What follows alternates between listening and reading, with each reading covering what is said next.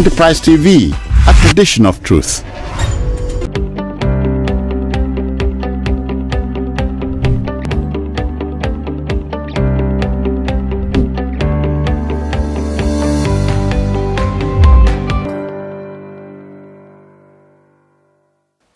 All right, if you just joined us, it's still Enterprise Morning and you're welcome back.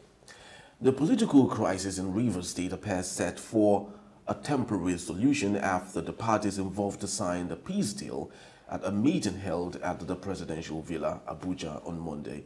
The meeting, called by President Bola Ahmed Tinubu, was attended by Governor Siminalayi Fubara, his predecessor, Nyesom Wike, and other political leaders in the state. Apart from Fubara and Wike, others who signed the resolution document include the PDP chairperson in Rivers State, Aaron Chukwuemeka, and the Speaker of the Rivers State House of Assembly, Martin Emiewule. The resolution was also signed by Rivers Deputy Governor Ngozi Odu and a factional Speaker of the State House of Assembly. The APC chairperson in Rivers and the National Security Advisor Nuhu Ribadu also signed the document. The meeting was also attended by Vice President Kashim Shettima and former Governor of the state, Peter Odili. We still have Dr. Olayinka Oyebile in the studios with us. Thank you for sticking around, Doctor. Now let's jump into the crux of our discourse for today. There is, a peace deal right now, as organized and made possible by His Excellency Asiwaju Bola Ahmed Tinubu. Do you how much of a faith do you have in this truce?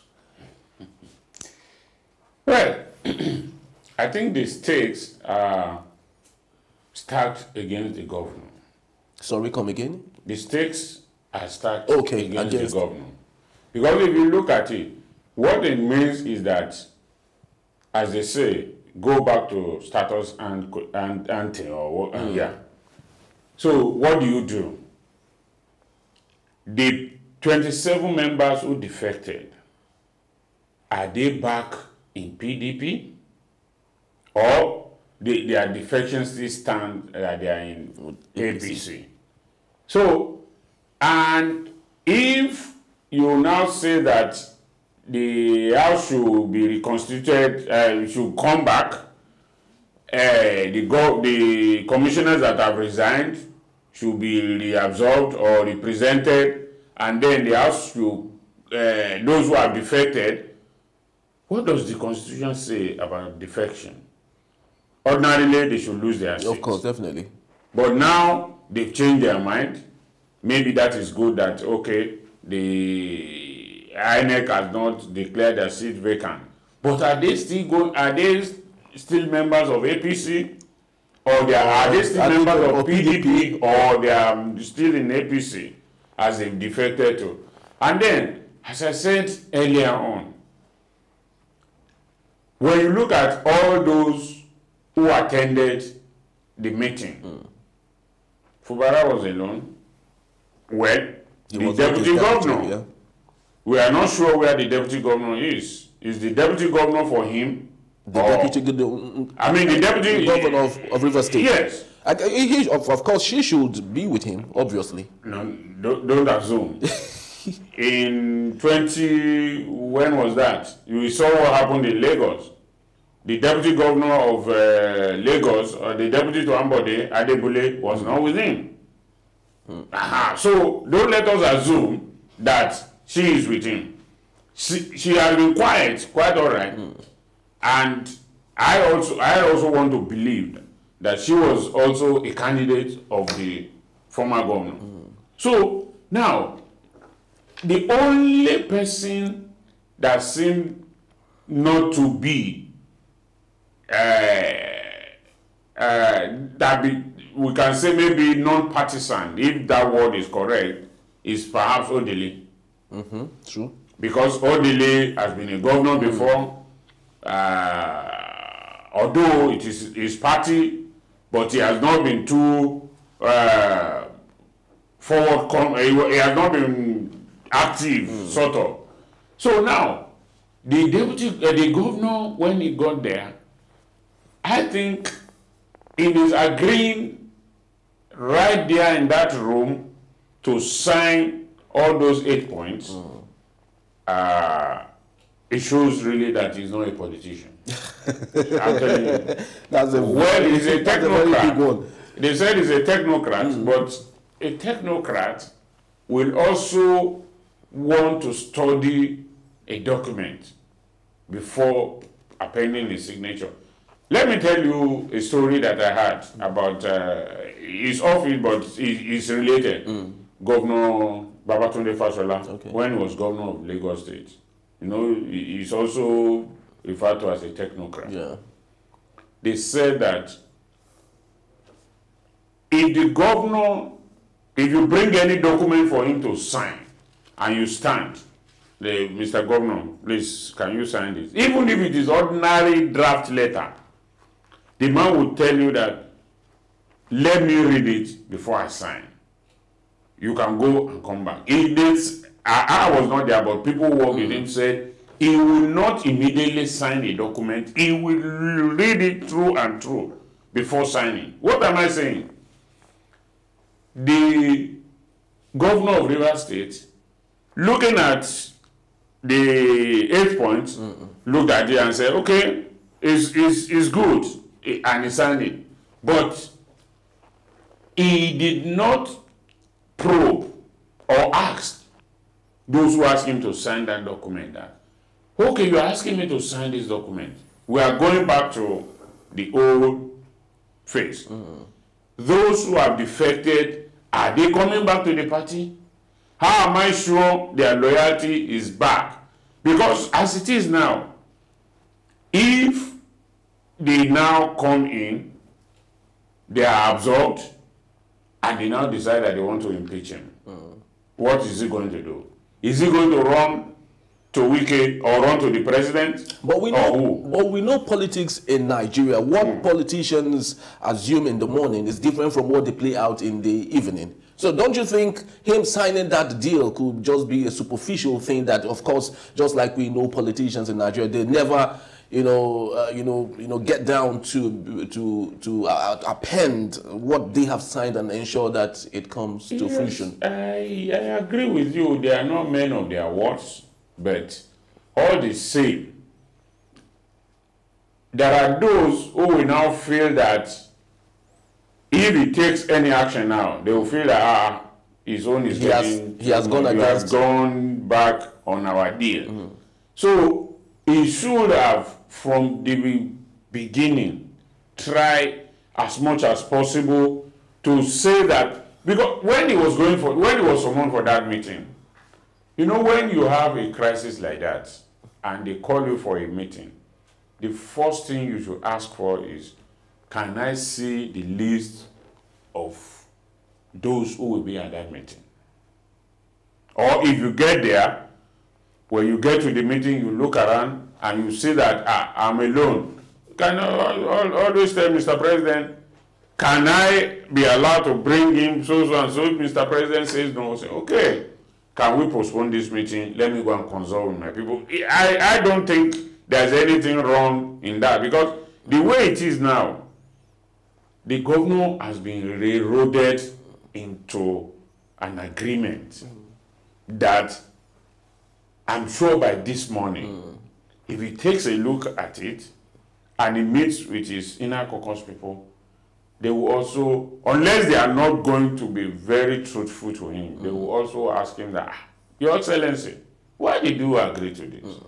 And it is at that point perhaps, that it will dawn on him also that, how did I agree with it? Yeah, you know, the reason why I asked the question, it takes a man with a lion heart to pull down a state house.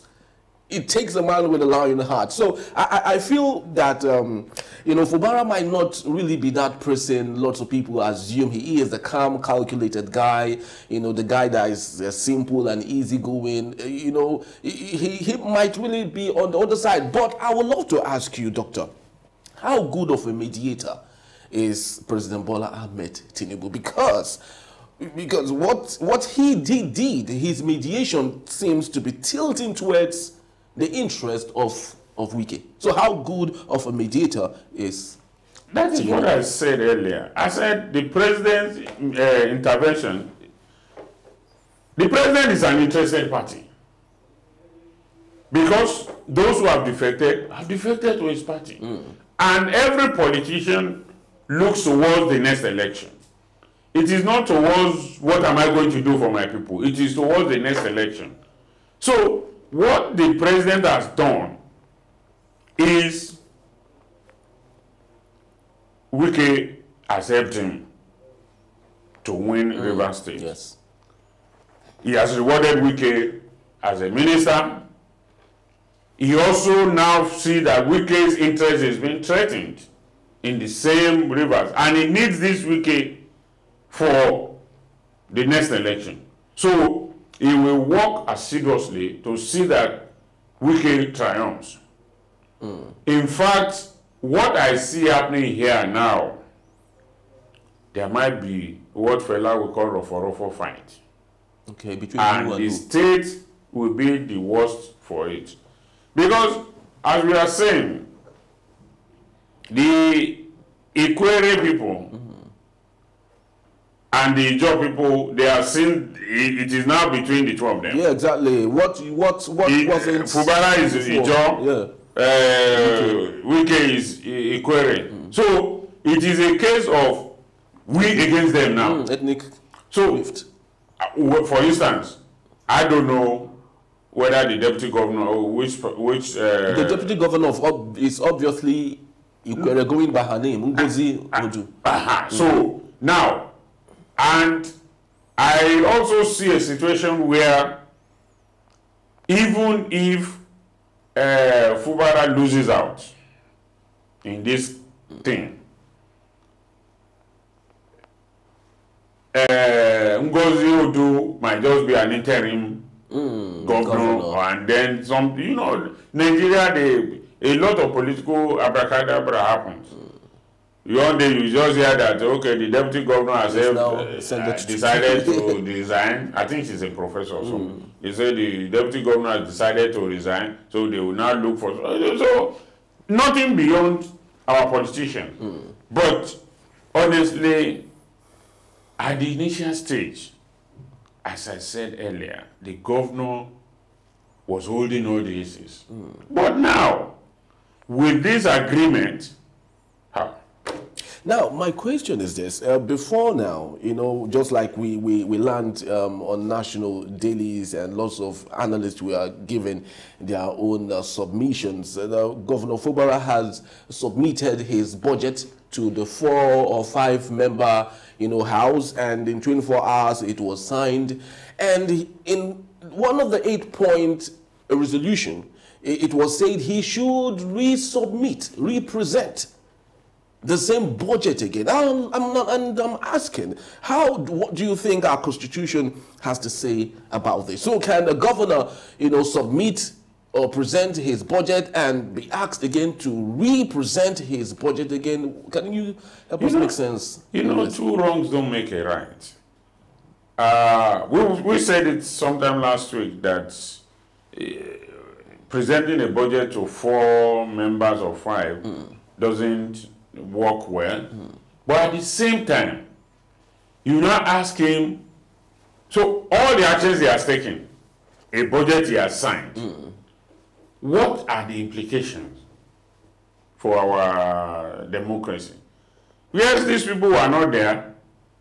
So he presented the budget, it has been approved, he has signed it, and then they now also said that all the 9 or so commissioners who resigned, their names will be represented again to the House of Assembly. And then you ask yourself, why are we always going on in circles? Because all these things, as we've said, is just some sort of Pyrrhic victory. Both sides, it will be a war of attrition. If anything happens to Fubara, whoever succeeds him, we don't have it easy. Unless it comes from their own stock. I mean, Ijaw. And it will also be a bit difficult because what they will do, of course, you will always find somebody who will, from his ethnic stock, who will want to be the governor, but it will be like a pariah. It is just like what happened during the June 1993 election, when Abiola from Abeokuta won the election and they didn't want him. They looked for an interim government, and they gave it to Shonekan, which he never recovered from even until he died. Despite all his success as international businessman and whatever, he never recovered from that. So, what am I saying in essence? What I'm saying is that how this puzzle is going to be resolved is still a mystery to me. I've been looking into the crystal ball to see that, okay, how do you think this thing will end up? Because as it is now, in all this, Wike has the greatest thing to lose. Wike has to lose? No, I mean, what I mean by that is, if Fubara triumphs, okay, Wike has a lot to lose. Yeah, true. Yes. Because, take it or leave it, if not because of Wike, before today, or before he chose Fubara, nobody knew Fubara. True. I think they said he's an accountant or something. So, Wike is the person that everybody knows in Rivers. In fact, Wike has become so prominent in the state that you would think that the state has never been in existence until the advent of Wike. But do you think that still stands now? Because it seems like, everyone in River State is moving towards the direction of Fubara and championing his cause. People from Obiakpo, where Wike comes from, are equally championing and calling, Fubara. Well, do you think that popularity of Wike still stands today? Well, you see, the issue about that is this. Obiakpo, people who are supporting the governor, yes, he will have the support of some people there, but they may not. Those ethnic cleavages in Nigeria is always there. Those ones might be a collection of people who felt that they didn't get much when Wike was there. So let us support this one that is there so that we also can get. It might be that. It may not be. It might be. But don't rule out that,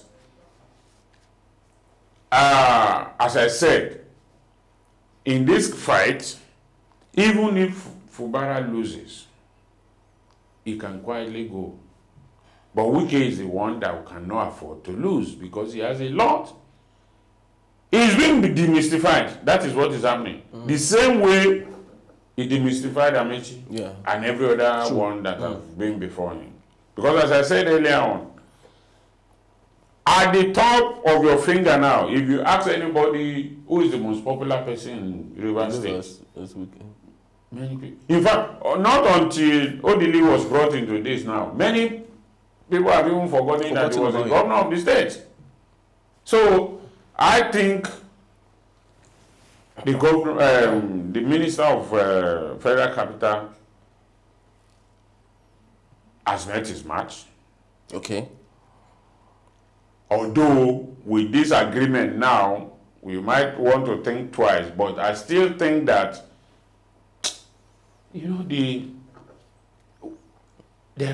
looks are deceptive.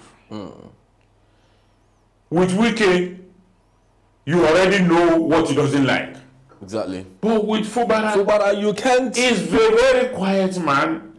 He won't. He's not tempestuous. He's not verbose. So you may not be able to judge where he's going to go. As we are sitting in this studio now, dissecting this, perhaps we don't know what are his plans in Rivers.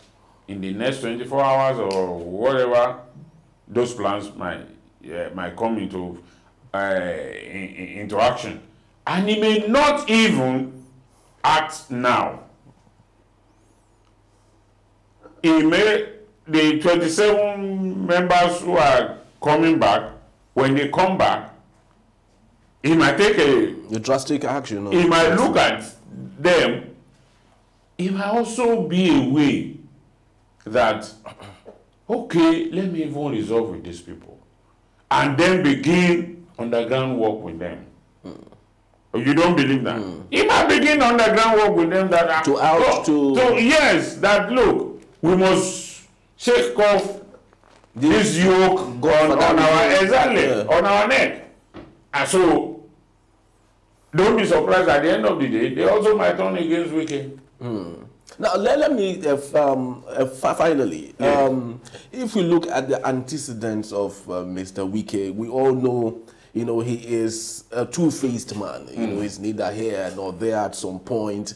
And if we can juxtapose his character and the consequences of people who behaved like him, like Saraki, and so many of those people who were on the part of Goodluck Jonathan, but when they now moved to Buhari, at the end of the day, they were all, you know, disgraced out of office. Do you see that coming in for Wike with Tinubu in the nearest future?